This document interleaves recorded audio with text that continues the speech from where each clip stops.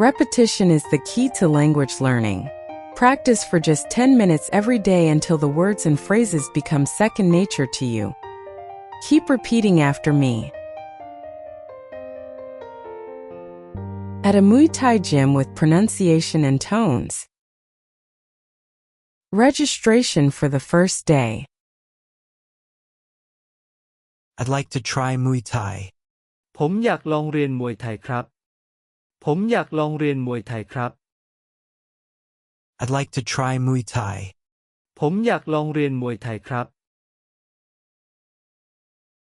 Sure. Today there is a class starting at 3 p.m. ได้ค่ะ วันนี้มีคลาสเริ่มบ่าย 3 ได้ค่ะ วันนี้มีคลาสเริ่มบ่าย 3 Sure. Today there is a class starting at 3 p.m. ได้ค่ะ วันนี้มีคลาสเริ่มบ่าย Can I try for just one day? ผมลองเรียนวันเดียวได้ไหมครับ ผมลองเรียนวันเดียวได้ไหมครับ Can I try for just one day? ผมลองเรียนวันเดียวได้ไหมครับ Yes. The trial fee is 300 baht. 3 ได้ค่ะ ค่าทดลอง 300 บาท ได้ค่ะ ค่าทดลอง 300 บาท Yes. The trial fee is 300 baht. ได้ค่ะ ค่าทดลอง 300 บาท Are there Muay Thai classes every day? คลาสมวยไทยมีทุกวันไหมครับ คลาสมวยไทยมีทุกวันไหมครับ Are there Muay Thai classes every day? คลาสมวยไทยมีทุกวันไหมครับ Yes. Monday to Saturday. มีค่ะ วันจันทร์ถึงวันเสาร์ มีค่ะ วันจันทร์ถึงวันเสาร์ Yes. Monday to Saturday. มีค่ะ วันจันทร์ถึงวันเสาร์ Is it closed on Sunday? วันอาทิตย์ปิดหรือครับ วันอาทิตย์ปิดหรือครับ Is it closed on Sunday? วันอาทิตย์ปิดหรือครับ Yes. We're closed on Sunday. ใช่ค่ะ วันอาทิตย์หยุด ใช่ค่ะ วันอาทิตย์หยุด Yes. We're closed on Sunday. ใช่ค่ะ วันอาทิตย์หยุด Do I need to bring my own gloves? ผมต้องเอานวมมาเองไหมครับ ผมต้องเอานวมมาเองไหมครับ Do I need to bring my own gloves? ผมต้องเอานวมมาเองไหมครับ If you don't have them, you can rent them. ถ้าไม่มี เรามีให้เช่า ถ้าไม่มี เรามีให้เช่า If you don't have them, you can rent them. ถ้าไม่มี เรามีให้เช่า How much is the rental? ค่าเช่าเท่าไหร่ครับ ค่าเช่าเท่าไหร่ครับ How much is the rental? ค่าเช่าเท่าไหร่ครับ 50 baht. 50 บาทค่ะ 50 บาทค่ะ 50 baht. 50 บาทค่ะ What the coach says during class. How long in Thailand? อยู่ไทยนานไหม อยู่ไทยนานไหม How long in Thailand? อยู่ไทยนานไหม Have you trained Muay Thai before? เคยซ้อมมวยไหม เคยซ้อมมวยไหม Have you trained Muay Thai before? เคยซ้อมมวยไหม Keep your guard up. การดสูง การดสูง Keep your guard up. การดสูง Kick harder. เตะแรงกว่านี้ เตะแรงกว่านี้ Kick harder. เตะแรงกว่านี้ Very good. Keep going.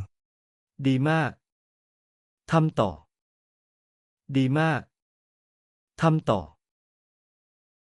Very good. Keep going. ดีมาก ทำต่อ Straight punch. หมัดตรง หมัดตรง Straight punch. หมัดตรง Two punch combo. หมัดสอง หมัดสอง Two punch combo. หมัดสอง Left kick. เตะซ้าย เตะซ้าย Left kick. เตะซ้าย Right kick. เตะขวา เตะขวา Right kick.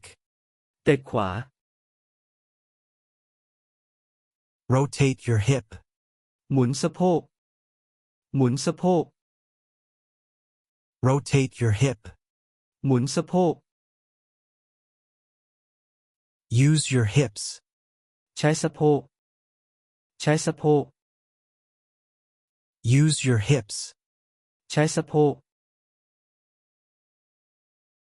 Elbow. ศอก ศอก Elbow. ศอก Knee strike. เข่า เข่า Knee strike. เข่า Lift your knee. ยกเข่า ยกเข่า Lift your knee. ยกเข่า Faster. เร็วเร็ว เร็วเร็ว Faster. เร็วเร็ว Harder. แรงแรง แรงแรง Harder. แรงแรง Harder. หนักหนัก หนักหนัก Harder. หนักหนัก 10 more.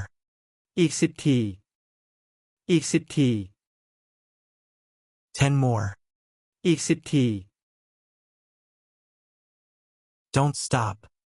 อย่าหยุด อย่าหยุด Don't stop. อย่าหยุด Take a break. พักก่อน พักก่อน Take a break. พักก่อน Punch. ชก ชก Punch. ชก High kick. เตะสูง เตะสูง High kick. เตะสูง Step in. เข้ามา เข้ามา Step in. เข้ามา Step back. ถอย ถอย Step back. ถอย Dodge. หลบ หลบ Dodge. หลบ Block.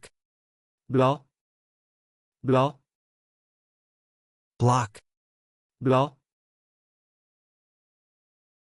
Keep fighting. สู้สู้ สู้สู้ Keep fighting. สู้สู้ Are you tired? เหนื่อยไหม เหนื่อยไหม Are you tired? เหนื่อยไหม Thai trainers like teasing students while training. Already out of energy today? วันนี้แรงหมดแล้วเหรอ วันนี้แรงหมดแล้วเหรอ Already out of energy today? วันนี้แรงหมดแล้วเหรอ Looks like you ate too much grilled pork. กินหมูปิ้งมาเยอะไปนะ กินหมูปิ้งมาเยอะไปนะ Looks like you ate too much grilled pork. กินหมูปิ้งมาเยอะไปนะ Even a mosquito wouldn't die from that kick. แต่แบบนี้ยุงยังไม่ตายเลย แต่แบบนี้ยุงยังไม่ตายเลย Even a mosquito wouldn't die from that kick. แต่แบบนี้ยุงยังไม่ตายเลย